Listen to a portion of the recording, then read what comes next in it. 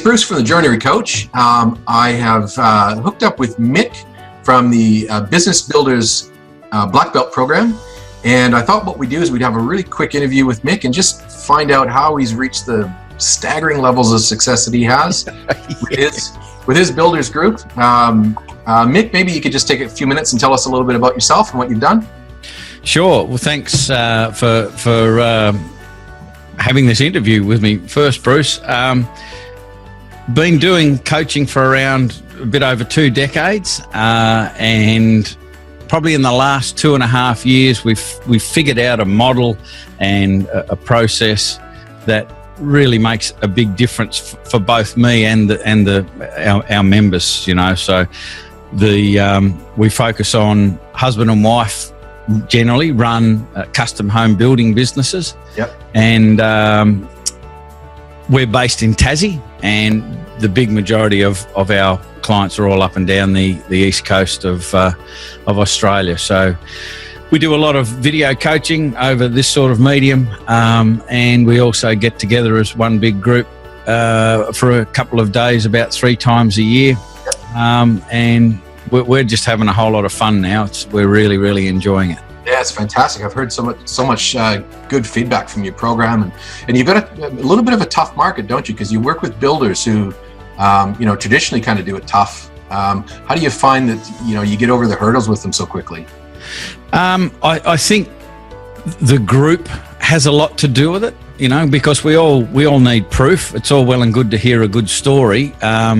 Or even be told about some good results. Yeah. But when you see people who are in your industry who have fundamentally got an identical business to you, yes, and they're getting these results, and there's more than one of them, there's a group of them, you start to get a bit suspicious and go, well, what's going on in there? Yes. So that helps a lot. But there are the common problems of free quotes in our group. We just wipe that out. We've got a process to make sure that people never ever do a quote again unless they're paid for. Wow. And that's one of the mental and emotional issues that we strike with builders, because most builders don't believe that's even possible. Yes. But no one will pay for a quote.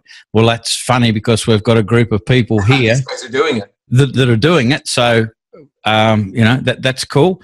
That works, and more often than not, they are the most expensive. Yes. And they are still getting the go ahead with these good quality clients. So, a couple of the myths that we really tried to dispel early are you can and should be paid for quotes, and people are happy to pay. And the second one is that you can. I've lost my train of thought. What was I going to say?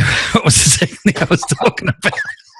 No, it's all good. I mean, essentially what you're telling me is you've taken the focus away from price, because that was the second thing. I had a mental blank, and I'm going, what was I talking about? But it was that thing that the myth that people think all decisions are made on price, and they never are, as far as I'm concerned. It's always about value. You could be the cheapest, but if they don't like you, they're still not going to buy from you, are they? No. Yeah, so that's cool. So you've put the focus squarely onto value rather than price. Yes. Yeah. Cool. Yeah. And now, you mentioned before that you sort of focus on some of the main issues. What do you find the top 3 major hurdles are for builders these days? Well, either too much work, not enough work, yeah, or the next major one was just trying to find the right people and building the right team. I think the 3 big ones, and it's really funny when you talk to people, because you can get 2 people that are kind of fairly close together geographically, and one says, "Man, I've got too much work. I don't know how to get it done," and the other guy says, "This place here, there's no work here." Yeah. So it's got nothing to do with the geography. It's got everything to do with I guess the message you put out there and how you set your business up. And the other interesting thing, and I'm really got a lot of admiration for what you've done, because you've taken a market that probably would have found the internet and sort of living on the internet a tough thing for them to do in the first place, and you've made a really good success out of group online programs for builders. Yeah. Tell me a little bit about that. How did you manage to get them transitioned from handshakes and physical meetings with people to actually, sitting in front of their computer and engaging in something? How'd you manage? It was tough. I mean, one of the tough things was even getting people to think that a group coaching program would work. Yeah. People still tend to think that they need that one-on-one time. My experience, because I've done the one-on-one thing for 20 odd years, and since we created the group program, the progress at which our members move is around about 400% faster. Wow. Like they're going at 4 times the speed. That's crazy. Than the old one-on-one model. And so, that was a little difficult to get over. But again, once people experience it, they'll never go back. Yeah. And as far as the technology is concerned, the majority of them are okay with it. Yeah. And you've just got to make that part of the coaching program and make it really simple, step by step. Do this, do this, do this. Yeah. And they get used to it. Well, they should get used to it, but unfortunately in our program, I'm the sort of person who keeps changing the platforms for webinars and this, that, and the other. And just they get used to one, they've got to learn another one, but got to keep them on their toes. Yeah, right. That's funny. Yeah, this is a new platform that I'm using here right now, so I can relate to that directly. So where do you see your business going? In 3 years' time, what do you see? Sitting on a beach, drinking pina coladas, or?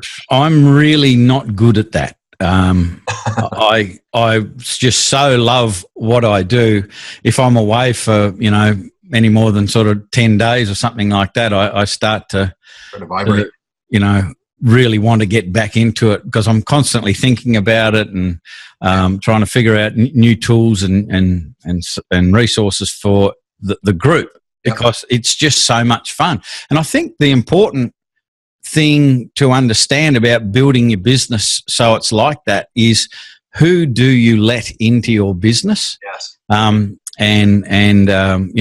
mutual friend Taki Moore, one of the first phrases that I heard him coin when you're setting up your business. In fact, it wasn't Taki. It was Mike Michalowicz. I just came back from meeting with him in Melbourne. He's the author of the book called Profit First. Yes. And he's also got another book called The Pumpkin Plan, which I highly, highly recommend. It's actually got it written down. Such a cool book, and it's all the parallels about how you grow giant pumpkins. It's almost the same as how to build a successful small business. Yeah. Quite a bizarre book, but it is awesome. And one of the rules that he says you've got to have for your business is no dicks allowed, and that means, on your team or in your client base. Yes. Don't be a dick and don't allow dicks into your business because it's just, it's no good for anyone. And if you've got good people that you really enjoy working with and working for, a lot of it just isn't work anymore. It's so true, isn't it? Because we've got a lot of clients who talk about good clients and bad clients. Now that client that's labeled as a bad client will be a good client for someone else. Yeah. Just maybe not them. Yeah. So you're right. You do have to be prepared to say no to the bad ones for sure. Yeah. That's tough for a business that feels like they have to take on every dollar they can get. Yeah. And I think that if particularly the trades-based businesses such as joiners, same as builders, if we're going to be honest with ourselves, builders and I'm assuming joiners are terrible at marketing and they're terrible at sales. So what we've done in Blackbelt is we've eliminated even any talk about marketing, and all we talk about is attract. What sort of projects do we want to attract? What sort of people do we want to attract? Yes. And are we attractive to those people with those projects? The second thing is sales. We don't even talk about sales anymore. We talk about qualification, and that sort of is the connection between what we're just talking about with finding the right people or allowing the right people into your business instead of selling, which means that you're trying always to put your best self forward and hoping someone will choose you. Yes.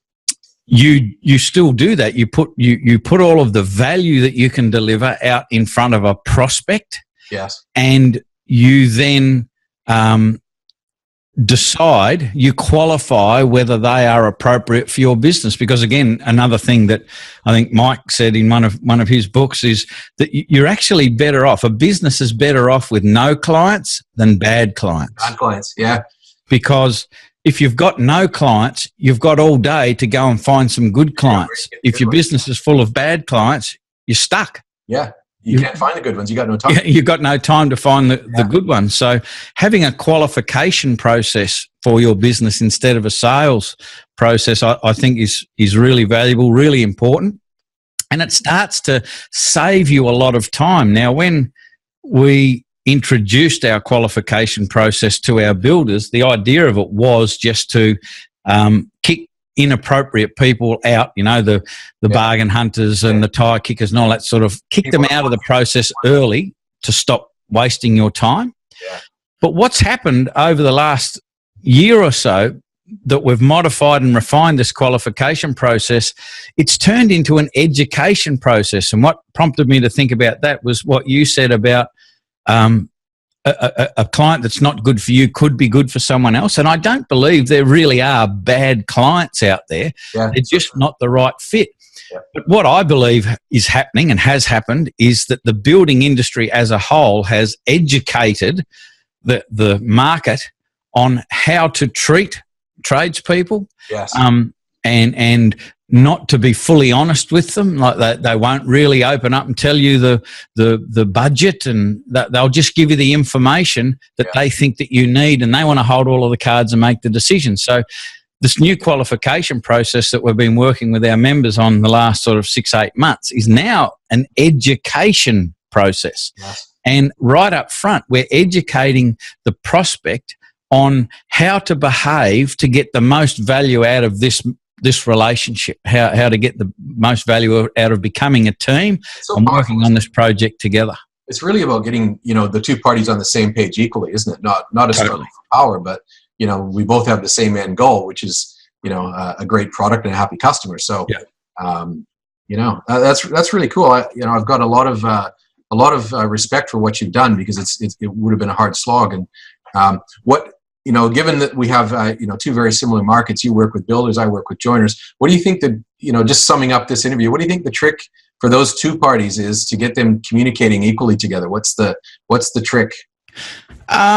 I don't know that it's a trick. It just makes sense. And that is to identify who the best people are for you, for your business as far as a customer is concerned, and put a lot of effort into really trying to understand from their perspective, like what are their fears, what are their frustrations, what are their wants, what are their desires.